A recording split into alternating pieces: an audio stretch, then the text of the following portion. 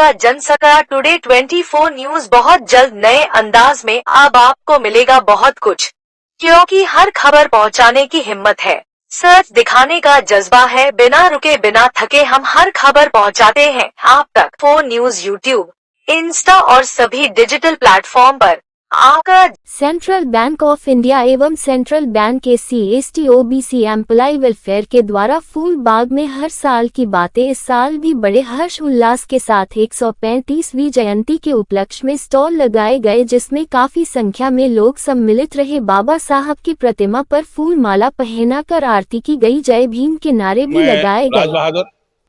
Central bank of India SC/ST OBC employees welfare association UP का मैं पदाधिकारी हूं।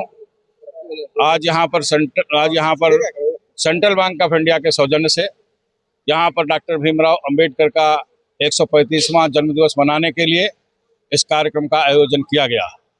इस कार्यक्रम में हम लोगों ने आने वाले सभी लोगों की यथासंभव जो स्वागत सत्कार होता था वो किया।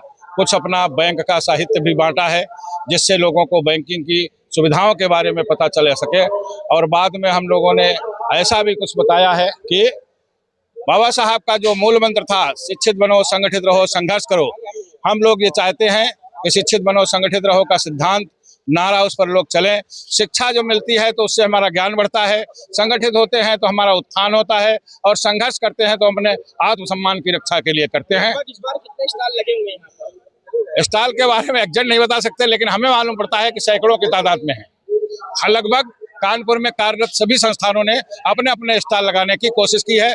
कई बैंकों के हैं, LIC का है, OEF का है, बहुत सारे स्टॉल लगे हुए हैं। इस बार कुछ ज्यादा भीड़ है या कम है? हाँ, लगता है लगभग है।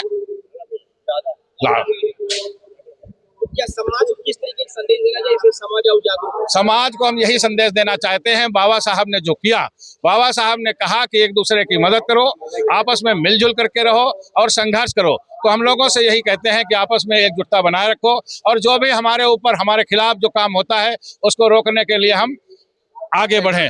जैसे कुछ कहना चाहेंगे? हाँ, शिक्षा के लिए यही कहना चाहते हैं कि हमारे लोगों को अभी जो शिक्षा है, शिक्षा में अभी जैसे UGC आया, UGC में हमारे समर्थन में आया, तो हमें ऐसा लगा कि हम 85% आबादी होने के बावजूद कुछ नहीं है, और 15% लोग जिन लोगों ने विरोध किया, ऐसा लगा कि पूरे भारत में उनकी ही आबादी है। तो हम लोग चाहते हैं कि हमारे लोगों के संग न्याय हो और वो UGC का कानून लागू हो। OBC एम्प्लॉयज वेलफेयर एसोसिएशन कुछ न कुछ दान के रूप में बच्चों की शिक्षा के लिए देता रहता है और देता रहेगा। अब आपका जनसका टुडे